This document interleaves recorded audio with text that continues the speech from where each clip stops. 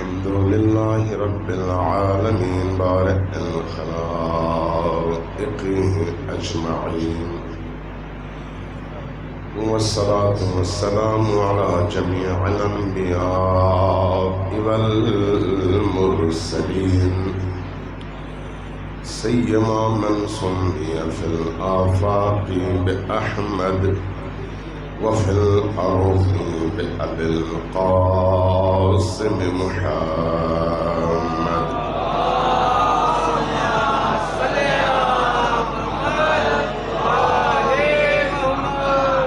والصلاة والسلام على أولاده الطيبين الطاهرين المعصومين الميامين، واللعنة الدائمة على أعدائهم أجمعين من يوم عداوتهم إلى قيام يوم الدين.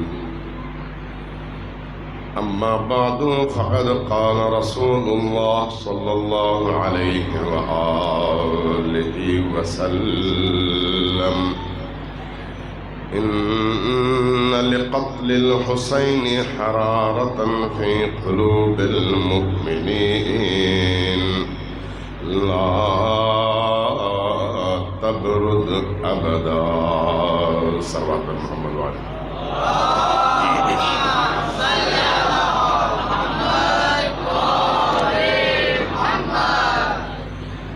اللہ تبارک و تعالیٰ آپ تمام جوانوں کی جوانی کو سلامت رکھے اور ہم سب کو حسین ابن علی علیہ السلام کے غلاموں میں شمار فرمائے.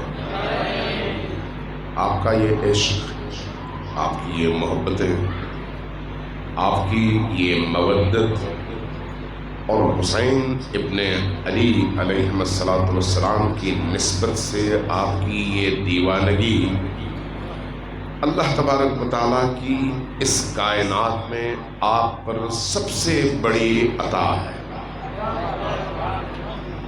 اس لیے کہ اگر یہ چھن جائے تو انسان اور جانور میں کوئی فرق نہیں ہے. اگر یہ ہے تو انسان پھر انسان ہے اور اشرف المخلوقات ہے. آپ ذرا سوچیں، اس گرمی میں لوگ کیوں گھروں سے نکل کر دھوپ میں اور جلتی ہوئی دھوپ میں بغیر کسی سائے پیدل چلتے ہوئے میلوں کلومیٹروں بعض اوقات 100 کلومیٹر چل کر کسی ایک نقطے پر پہنچ کر اپنے مولا حسین کی بارگاہ میں ایک سلام عقیدت پیش کر کے خرسند اور بڑا ہی مطمئن اور پرسکون ہو جاتا ہے؟ کیا وجہ ہے؟ وہ کون سی کشش ہے جو یوں جوانوں کو گھروں سے نکالتی ہے، بوڑھوں کو نکالتی ہے، بچوں کو نکالتی ہے؟ وہ کون سا عشق ہے، وہ کون سا جذبہ ہے جو انسان کو خود پرستی سے نکال کر، خود خواہی سے نکال کر حسین کے عاشقوں کی خدمت کرنے پر مجبور کر دیتی ہے؟ ورنہ انسان جو کچھ چاہتا ہے اپنے لیے چاہتا ہے. اگر کہیں پر پانی بٹ رہا ہو اور پیاس میں مبتلا لوگ سو ہوں تو وہاں پر آپ دیکھیں گے ہر بندہ خود پانی پینے کے لیے دوسرے کو روند رہا ہوتا ہے. لیکن یہ کیسا ماحول اور کیسا عشق ہے کہ لوگ خود پیاسے رہتے ہیں اور حسین کے محبوب اور محب کو پانی پلاتے ہیں، خود زحمتوں میں رہتے ہیں اور حسین کے مہمانوں کے لیے آسائش فراہم کرتے ہیں، خود بھوکے رہتے ہیں اور حسین کے مہمانوں کو جہاں نیاز کھلاتے ہیں، جہاں تبرکات کھلاتے ہیں، وہیں پر ان کی خدمت کرتے ہیں. یہ کیسا عشق ہے اور یہ عشق کہاں سے آتا ہے اور کیوں یہ عشق صرف ایک طبقے کو میسر ہے، باقی جو کروڑوں انسان دنیا میں ہیں وہ اس عشق سے محروم ہیں؟ وجہ کیا ہے؟ یہ یاد رکھیے کہ ہمیشہ ہر چیز اپنے ہم جنس اور اپنے ہی جنس کی ہم نوع چیزوں کے ساتھ رہنا چاہتی ہے. بھیڑیں بیڑوں کے ساتھ، شیر شیروں کے ساتھ، بھیڑیے بھیڑیوں کے ساتھ، لومڑیاں لومڑیوں کے ساتھ. ہمیشہ یہ اصول ہے. کبھی ایسا نہیں ہو سکتا کہ آپ کی نو اور ہو اور آپ کسی اور نو کے ساتھ زندگی بسر کر کے خوشحال ہوں اور پرسکون ہوں. اس لیے شجاع اور بہادر لوگ ہمیشہ شجاع اور بہادروں کے ساتھ ہوتے ہیں. بے ایمان لوگ ہمیشہ بے ایمان لوگوں کے ساتھ. کرپٹ لوگوں کا اپنا گروہ الگ ہوتا ہے اور با ایمان اور با کردار لوگوں کا اپنا گروہ الگ ہوتا ہے. نہ ان کو وہاں پر کھانا ہضم ہوتا ہے، نہ ان کو یہاں پر کھانا ہضم ہوتا ہے.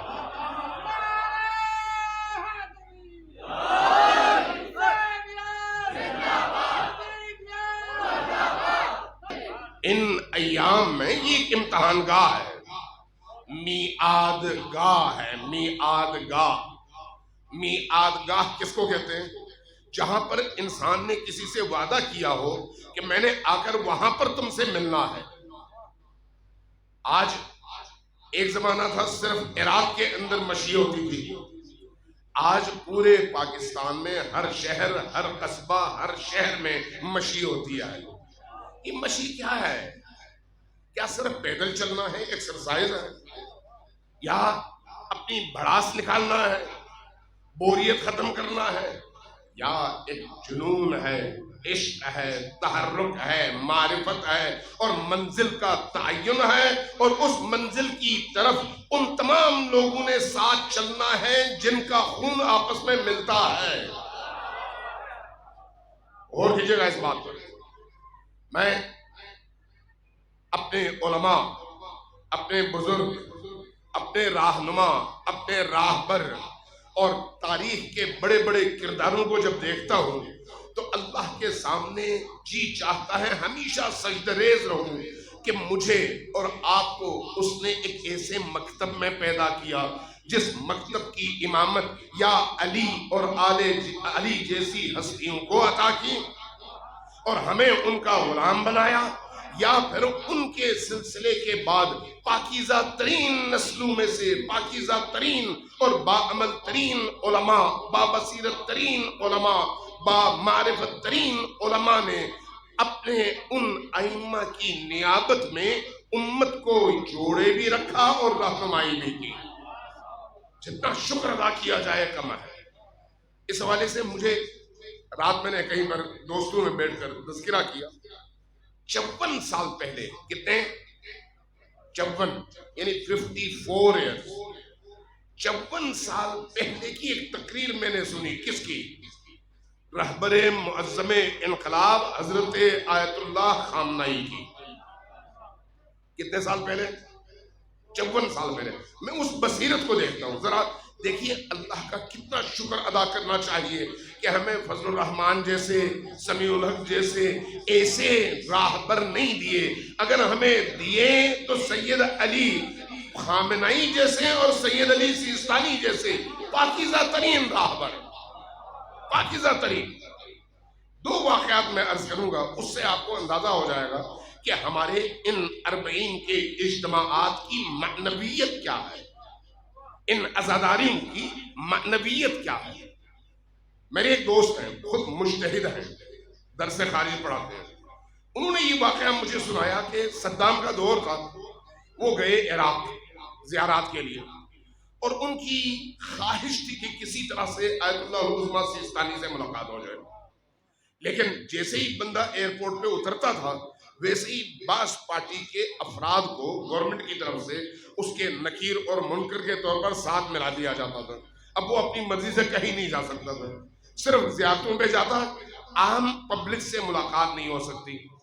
کہتے ہیں میری گاڑی میں 2 اس طرح کے شرطے ساتھ تھے اور ہم گئے امیر المؤمنین کی بارگاہ میں. اس سے پہلے کربلا، پھر سامرہ، پھر باقی علاقے.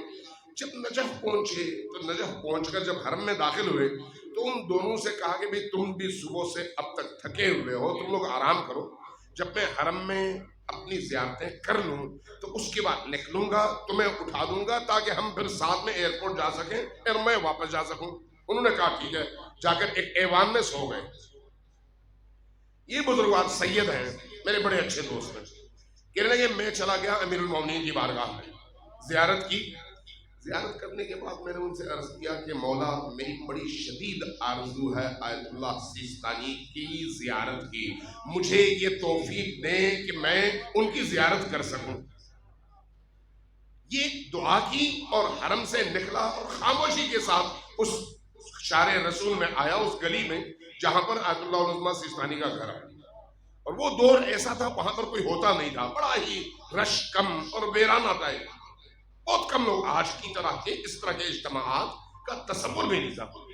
کہنے لگے جب میں گلی میں داخل ہوا، دروازے پر دستک دی تو دروازہ کھلا، میں نے دیکھا آیت اللہ محمد رضا سیستانی، آیت اللہ العظمیٰ سیستانی کے بیٹے دروازے پر آئے۔ پوچھا جی فرمائیے، کہا میں نے آقا کو ملنا ہے۔ کہا کہ کیا آپ کو نہیں پتا کہ آقا کسی سے نہیں ملتے؟ کیوں نہیں ملتے؟ کیونکہ جو بھی ان سے ملنے جاتا ہے جب وہ واپس نکلتا ہے تو پھر صدامی اس کو پکڑ لیتے تھے، پھر بڑی اذیت دیتے تھے، اس لیے وہ چاہتے تھے کہ کسی کو میری ملاقات کی وجہ سے اذیت نہ ہو۔ کہنے لگے کہ انہوں نے کہا کہ آپ کو نہیں پتا کہ آقا نے منع کیا ہوگا، کوئی ان سے مل نہیں سکتا؟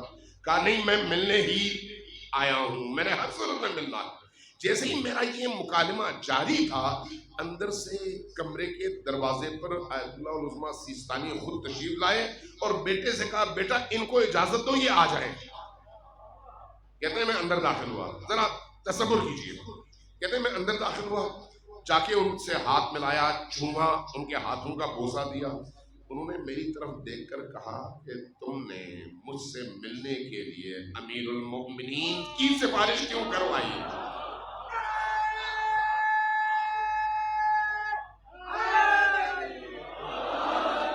ابھی بات نہیں کی، ان کو یہ نہیں بتایا، لیکن انہوں نے کہا کہ تم نے امیر المومنین سے سفارش کروائی، تو پھر کیسے ہو سکتا تھا کہ میں تمہیں نہ ملوں؟ اب ذرا سوچئے، جس طرح کے مراجع، جس طرح کے مجتہد، جس طرح کے فقیہ، جس طرح کے راہبر اللہ نے ہمیں عطا کیے ہیں، اور یہ بھی برکت ہے علی اور آل علی کی، برکت ہے علی اور آل علی کی۔ اب وہ تقریر میں عرض کروں جو 54 سال پہلے کی ہے، کس کی؟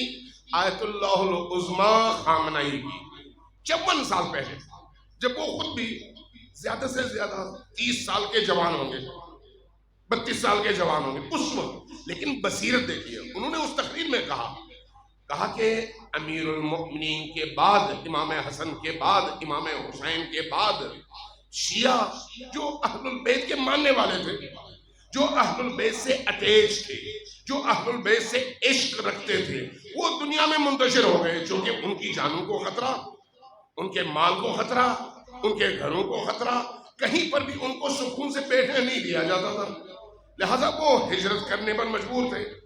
اب کربلا کے بعد ائمہ نے ایک کام کیا، وہ کیا ہے؟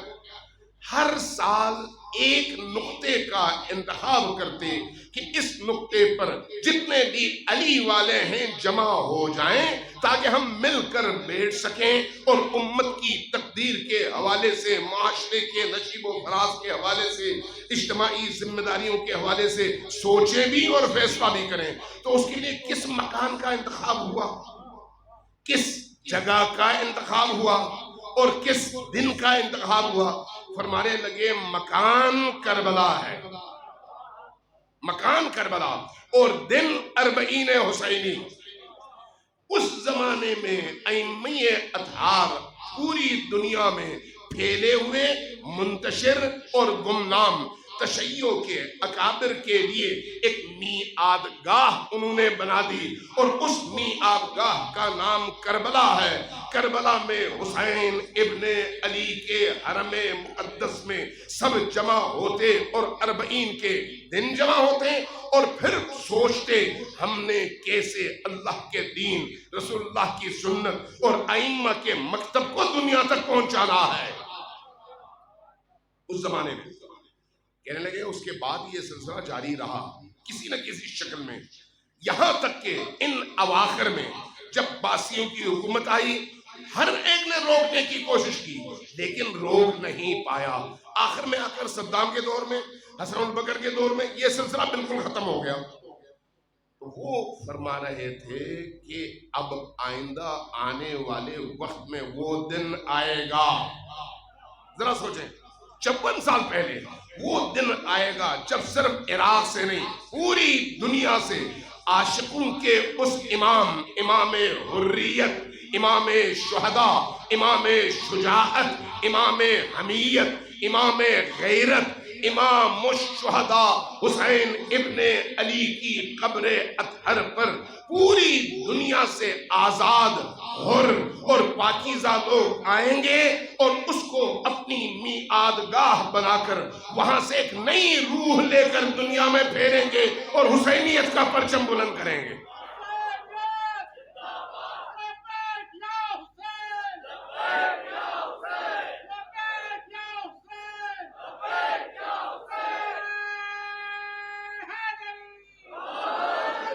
اور آج کیا ہو رہا ہے؟ پوری دنیا سے ان ایام میں یا کربلا میں حسین ابن علی کی بارگاہ میں یا ہر اس مقام پر جس مقام کو حسین ابن علی کا گھر اور مرکزی گھر قرار دیا گیا ہے، وہی لوگ حرکت کرتے ہیں جن کے دل پاکیزہ ہیں، جن کی روحیں پاکیزہ ہیں، جن کے اہداف واضح ہیں اور جو شہدائے کربلا کے ہاتھوں بیعت کرنا چاہتے ہیں اور اپنی ذمہ داری ادا کرنا چاہتے ہیں۔ یہ ایام 40 کے ایام ہیں اور یہ عشق کا قافلہ ہے، عشق کا قافلہ، عاشقوں کا قافلہ، جنہیں بھوک نہیں لگتی، جنہیں پیاس نہیں لگتی ہے لیکن بھوک ان کا رستہ نہیں موڑ سکتی، پیاس ان کا رستہ نہیں موڑ سکتی، تھکن ان کے رستے میں رکاوٹ نہیں بنتی، ہر چیز کو توڑ کر اپنے عاشق کے مرکز تک پہنچ کر دنیا کو پیغام دے رہے ہیں، تم جتنا ہمیں دباؤ گے ہم اتنی قوت سے ابھریں گے۔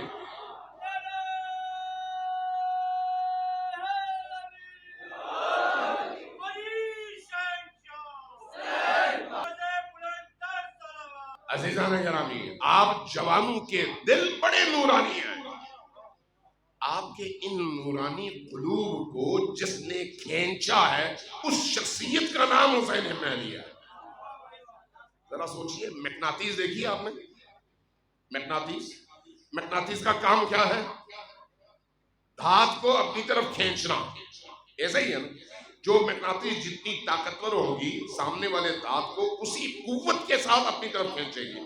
آپ میز کے اوپر ایک مقناطیس رکھیں، ایک پاؤ کا فرض کریں 200 گرام 250 گرام کی مقناطیس ہو رکھیں، اب اس کے سامنے رکھیں، کہیں پر لوہا رکھ دیں، کہیں پر کپڑے کا ٹکڑا رکھ دیں، کہیں پر پتھر رکھ دیں، کہیں پر کوئی لکڑی رکھ دیں، کہیں پر کوئی پلاسٹک رکھ دیں، اس مقناطیس کو ہلائیں، کس چیز کو کھینچے گی اپنی طرف؟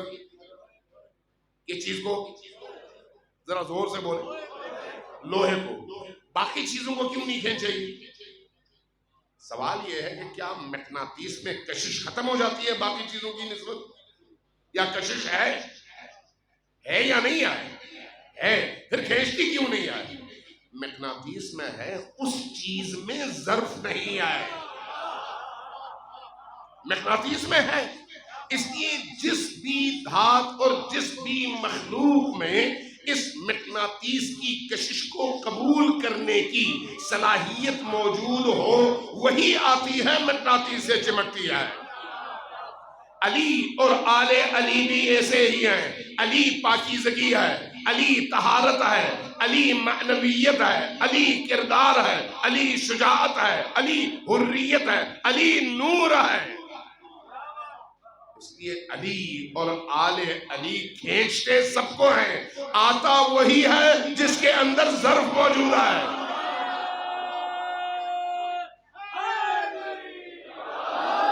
اور آتا وہی ہے جس کے اندر علی کی اس نورانیت کو جذب کرنے کی صلاحیت موجود ہو۔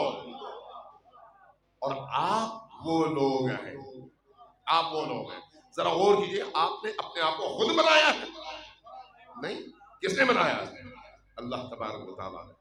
لیکن یہ یاد رکھیے عالم الست میں جب آپ کی تخلیق ہو رہی تھی تو اس تخلیق میں جب آپ کے سامنے علی کی ولایت رکھی گئی تو آپ وہ ارواح ہیں جنہوں نے علی کی ولایت کو دیکھ کر لبیک کہا تھا.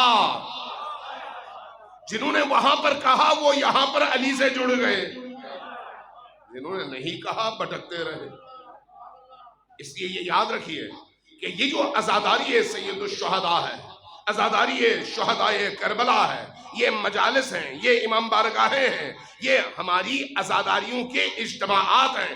یہ اجتماعات صرف رسم نہیں ہیں، انسان کو گندگی سے نکال کر پاک کرنے کا ذریعہ ہے، بے نوری سے ظلمت سے نکال کر نورانی کرنے کا رستہ یہی عزاداری ہے. اس لیے جو شخص عزاداری سید الشہداء میں آتا ہے وہ عزاداری کی خوشبو لے کر جاتا ہے. عزاداری سید الشہداء اثر رکھتی ہے. ایک مثال دیتا ہوں، دو جگہوں میں نے یہ مثال دی ہے، ذرا غور کیجیے گا. اگر آپ جتنے بھی لوگ یہاں پر بیٹھے ہوئے کسی بازار میں عطر فروش کی دکان میں جا کر بیٹھ جائیں نا 10 منٹ 15 منٹ آدھا گھنٹہ، جب آپ وہاں سے نکلیں گے تو آپ سے خوشبو آئے گی. ایسا ہے یا نہیں؟ خوشبو آئے گی، جبکہ آپ نے عطر لگایا نہیں ہے. اس دکان میں بیٹھے ہیں جہاں پر عطر بیچی جاتی ہے.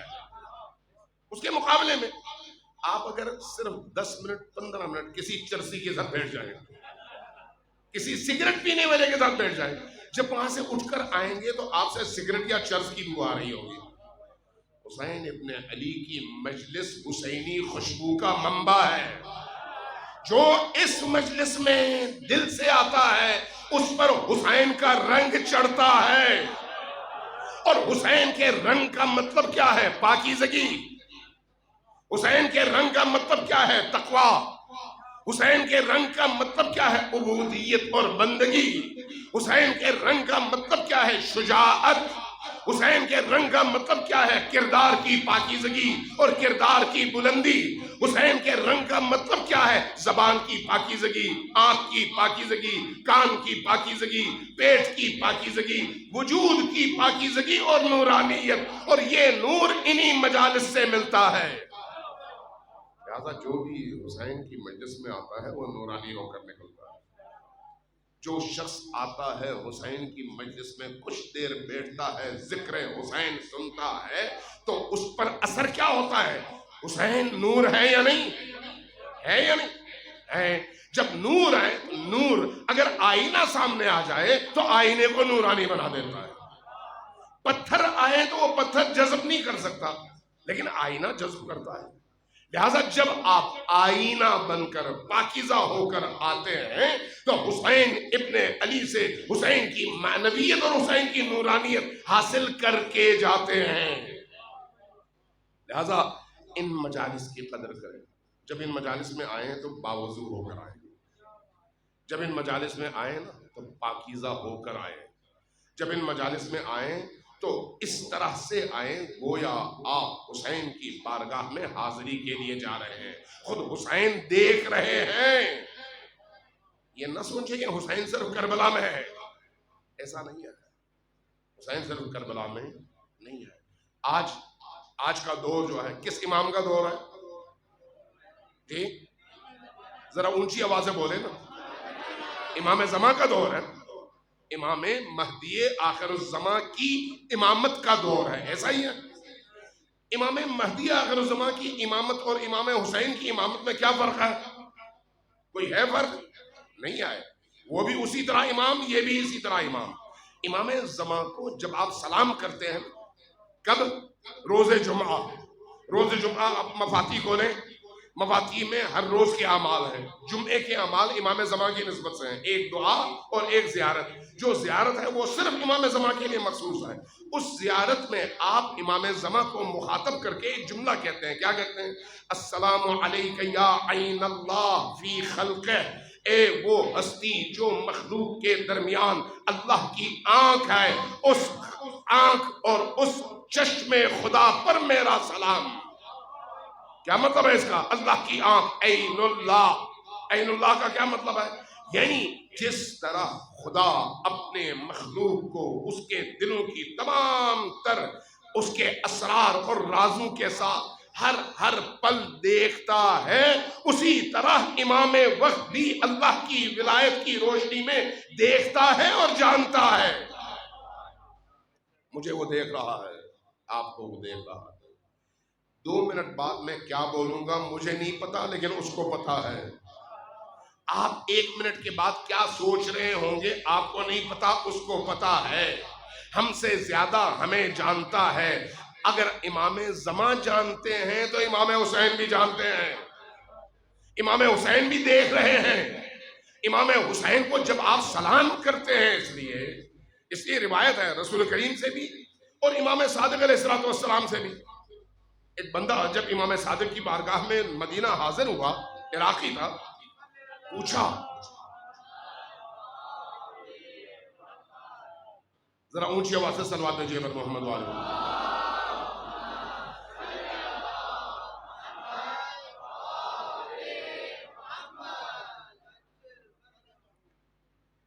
جب آپ درود بھیجتے ہیں نا تو اپنے زمانے کے امام کے ظہور کی دعا اس درود کے ساتھ ہر صورت میں شامل کریں تاکہ آپ اپنے وقت کے امام سے جڑ سکیں۔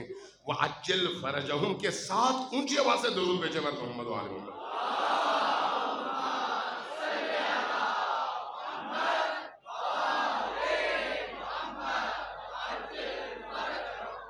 امام صادق علیہ السلام کی بارگاہ میں ایک عراقی مدینہ پہنچا۔ جب مدینہ میں امام صادق نے پوچھا کہ تم کربلا میرے جد کی زیارت کے لیے جاتے ہو یا نہیں جاتے؟ عرض کیا مولا میرا بڑا جی چاہتا ہے جاؤں لیکن جا نہیں پاتا۔ کیوں؟ اس لیے کہ رستے میں خوارج ہیں، ناصبی ہیں، سر کاٹ دیتے ہیں، مار دیتے ہیں، اس لیے جان کے خوف کی وجہ سے۔ تو فرمایا پھر میرے جد کو کیسے یاد کرتے ہو؟ عرض کیا مولا میں اپنے گھر کی چھت پہ چڑھتا ہوں اور کربلا کی طرف رخ کرتا ہوں، ایک جملہ کہتا ہوں، السلام علیکہ یا ابا عبداللہ الحسین۔ ایک جملہ، السلام علیکہ یا ابا عبداللہ الحسین۔ فرمایا اگر تم یہ صدق دل سے کہتے ہو تو اللہ اس کے عوض تمہیں ایک قبول شدہ حج کا ثواب عطا فرماتا ہے۔ تعجب سے پوچھا ایک قبول شدہ حج؟ فرمایا نہیں 10 قبول شدہ حج۔ فرمایا 10 قبول شدہ حج؟ فرمایا نہیں 100 قبول شدہ حج۔ حیرت سے پوچھا کہ یا رسول اللہ ایک سلام بارگاہ حسینی میں اور اس کا اجر 100 قبول شدہ حج؟ فرمایا نہیں 1000 قبول شدہ حج۔ کیا مطلب ہے؟ درجات بڑھاتے چلے گئے۔ فرمایا اگر تم پوچھتے چلے جاتے ہیں تو میں بڑھاتا چلا جاتا۔ اس کی وجہ یہ ہے جو شخص معرفت کی جس منزل اور جس مقام پر ہے اس کو اس کی معرفت کی نسبت سے حج کا ثواب ملتا ہے۔ جس کی معرفت اس لیول پر ہے اس کو 1000 حج، جس کی معرفت اس لیول پر ہے اس کو 1 حج، لیکن اس سلام کا جواب ملتا ضرور ہے، ملتا ضرور ہے۔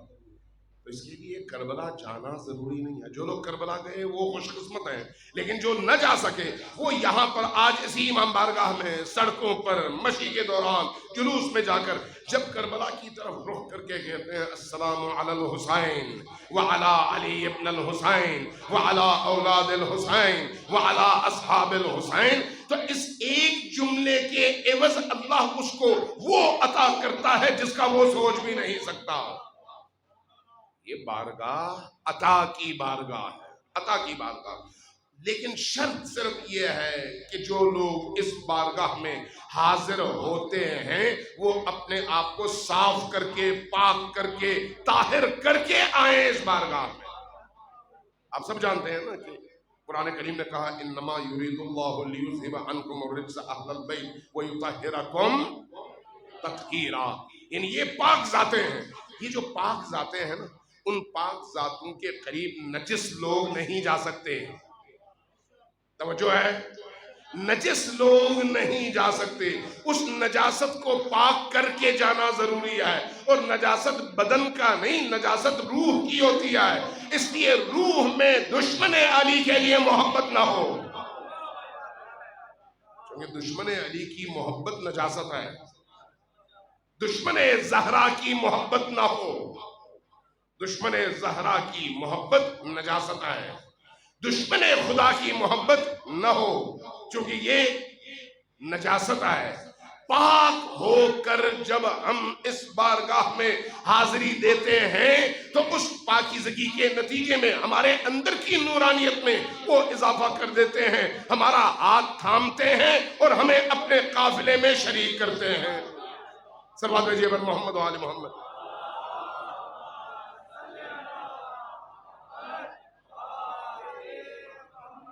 ایک دفعہ پھر ذرا اونچی آواز سے صلوات بھیجیے پر محمد و آل محمد۔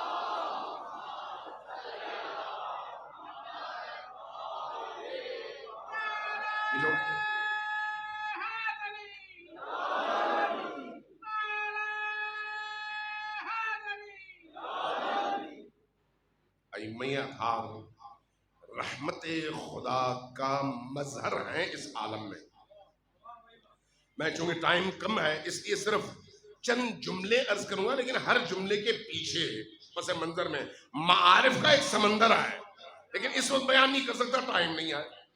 اہل البیت اللہ کی رحمت کا زمین پر مظہر کا نام ہے، اہل البیت۔ اس لیے یہ یاد رکھیے، اللہ کو جتنی محبت ایک اپنی مخلوق سے ہو سکتی ہے وہی محبت اہل البیت کو بھی ہے، اہل البیت کو۔ اس لیے اہل البیت سے جب کوئی شخص جڑتا ہے تو اہل البیت اس سے ہزاروں گنا لاکھوں گنا زیادہ اس شخص سے محبت کرتے ہیں۔ آپ کے دل میں جتنی محبت علی کی ہے، آپ کے لیے علی کے دل میں آپ کی محبت سے اربوں گنا زیادہ محبت ہے، اس لیے کہ وہ رحمت خدا کا مظہر ہے۔ رحمت خدا میں اگر کھولنا چاہوں تو تب جا کے شاید بات سمجھ آئے، لیکن اس وقت اتنا ہی ذہن نشین کر لیں۔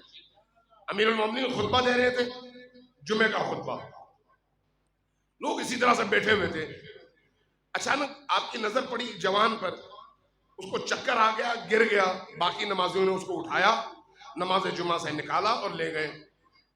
امیر المومنین نے نماز سے فارغ ہونے کے بعد پوچھا رمیلہ کو کیا ہوا تھا، رمیلہ اس کا نام، کیا ہوا اس کو؟ کہا کسی نے جواب میں کہ وہ بیمار تھے اس لیے ان کو گھر پہنچایا گیا۔ اپنے اصحاب نے کہا چلو ہم چلتے ہیں اس کی عیادت کے لیے، وہاں پر پہنچا اس کے گھر۔ جب پہنچے تو بیمار آدمی کراہتے ہوئے بیٹھا، امیر المومنین کا شکریہ ادا کیا۔ امیر المومنین نے پوچھا کہ تمہیں کیا ہوا تھا؟ عرض کیا مولا کافی دنوں سے میں بیمار تھا، 2 ہفتوں سے آپ کے دیدار سے محروم تھا، آج تھوڑی سی طبیعت سنبھلی تو میرے ضمیر نے گوارا نہیں کیا کہ میں گھر میں رہوں، فوراً میں مسجد چلا آیا تاکہ آپ کا دیدار کر سکوں، لیکن جب وہاں پر آیا تو کمزوری، نقاہت اور چکر آنے کے باعث گر گیا اور لوگ مجھے واپس گھر لے آئے۔ فرمایا تم ہم سے محبت کرتے ہو؟ عرض کیا مولا آپ کی محبت کے علاوہ اس دل میں ہے کیا؟ فرمایا پھر یاد رکھو، پھر یاد رکھو، میں تمہیں تمہاری حقیقت بتاؤں؟ جی حقیقت یہ ہے، کہا میرا شیعہ، ہم آل محمد کا شیعہ، یہ یاد رکھیے، یہ یاد رکھیے، شیعتنا، ہمارے شیعہ کون ہوتے ہیں تمہیں معلوم ہے؟ عرض کیا آپ فرمائیے۔ فرمایا کہ شیعتنا خلقو من فاضل طینتنا، ہمارے شیعہ وہ ہیں جنہیں اللہ نے ہماری بچی ہوئی مٹی میں سے خلق کیا ہے، ہماری بچی ہوئی مٹی میں سے خلق کیا ہے۔ وَأُجِنُوا بِمَاءِ مَحَبَّتِنَا، اور جب اس مٹی کا گارا بنایا جا رہا تھا تو اس گارے میں ہمارے عشق، ہماری مودت اور ہماری محبت کا پانی ملایا گیا ہے۔ وَأُجِنُوا بِمَاءِ مَحَبَّتِنَا، اس لیے جب ہم خوش ہوتے ہیں تو ہمارا شیعہ بھی خوش ہوتا ہے، جب ہم دکھی ہوتے ہیں تو ہمارا شیعہ بھی دکھی ہوتا ہے۔ اس لیے صرف تم دکھی نہیں ہوتے، جب تم بیمار ہوتے ہو تو ہم بھی بیمار ہوتے ہیں، تمہارا درد ہم محسوس کرتے ہیں، جب تم خوش ہوتے ہو تو تمہاری خوشی کو دیکھ کر ہم خوش ہوتے ہیں، تمہاری خوشی ہمیں خوش کر دیتی ہے۔ اس لیے یہ دیکھیے، اس لیے یہ بات ذہن میں رکھیں، آج کربلا کے واقعے کو کتنا عرصہ ہو گیا؟ کتنا عرصہ؟ 1400 سال ہو گئے. 1400 سال پہلے ایک واقعہ ہوا ہے. 14 صدیاں بیت گئیں.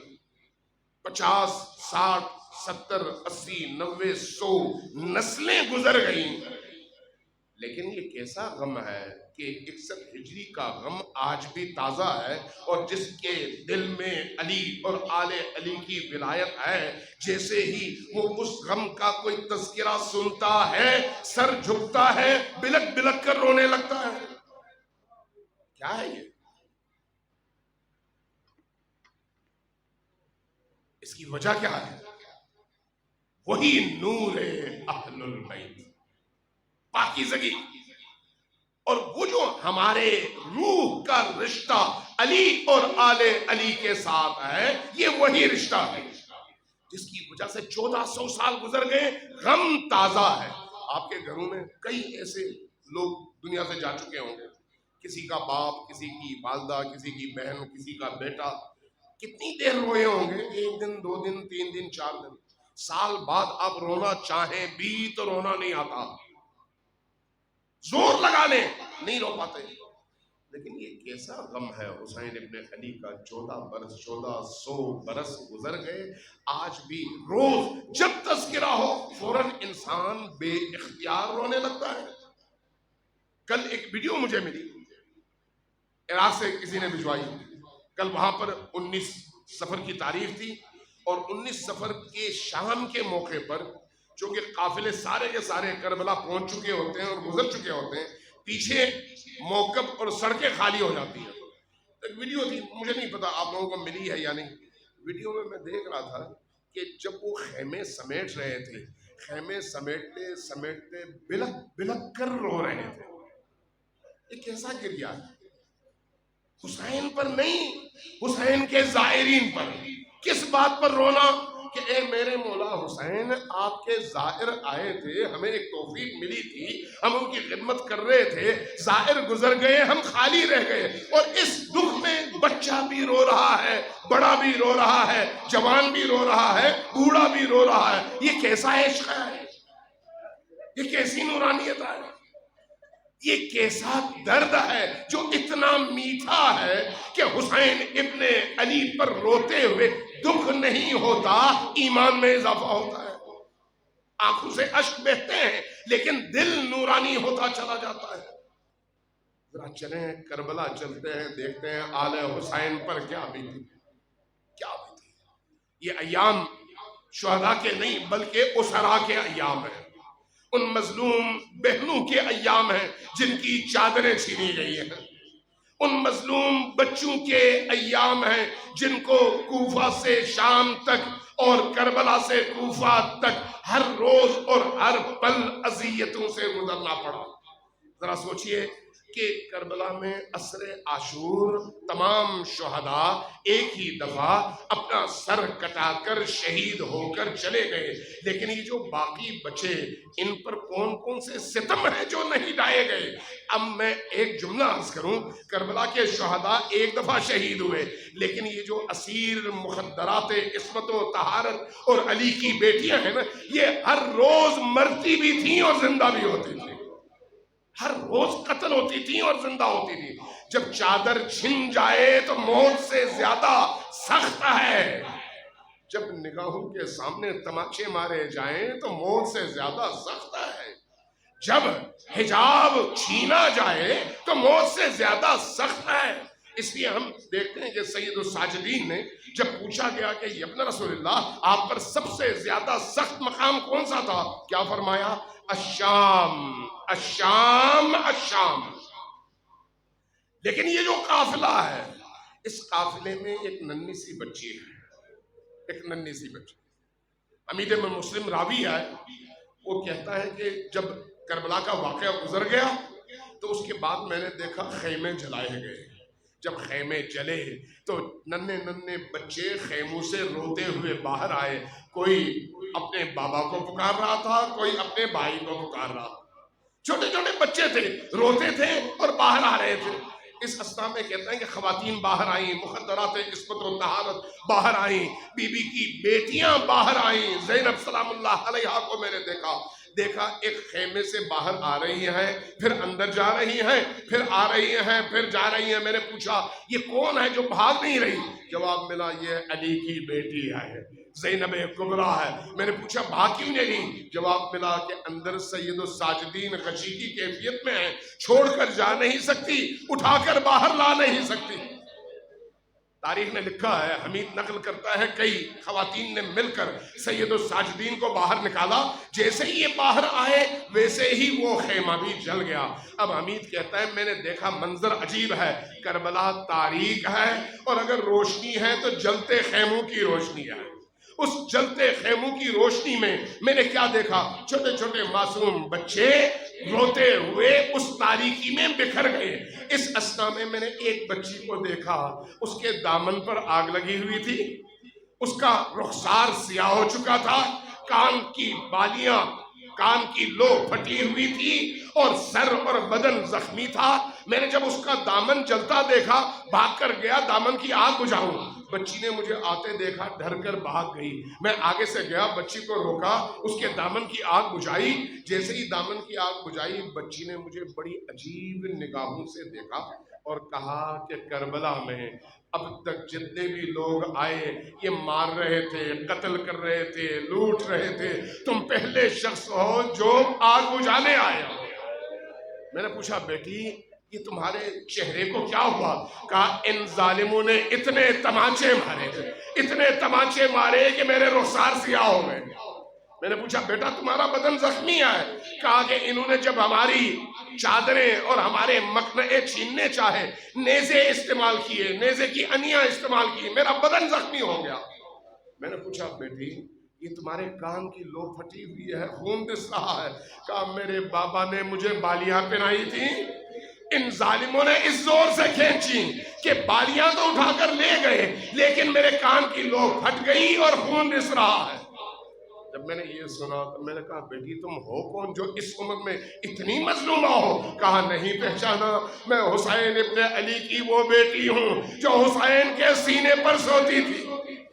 میں نے پوچھا بیٹی مجھے بتاؤ میں تمہاری کیا خدمت کروں تاکہ تمہارا دکھ ذرا کم ہو؟ اس بچی نے عجیب جملہ کہا، کیا کہا؟ اگر کر سکتے ہو تو بتا دو نجف کا رستہ کس طرف ہے؟ اِنَّا لِلَّهِ وَإِنَّا إِلَيْهِ رَاجِعُونَ وَسَيَعْلَمُ الَّذِينَ ظَلَمُوا أَيَّ مُنقَلِبٍ يَنقَلِبُونَ نَسْأَلُكَ اللَّهَ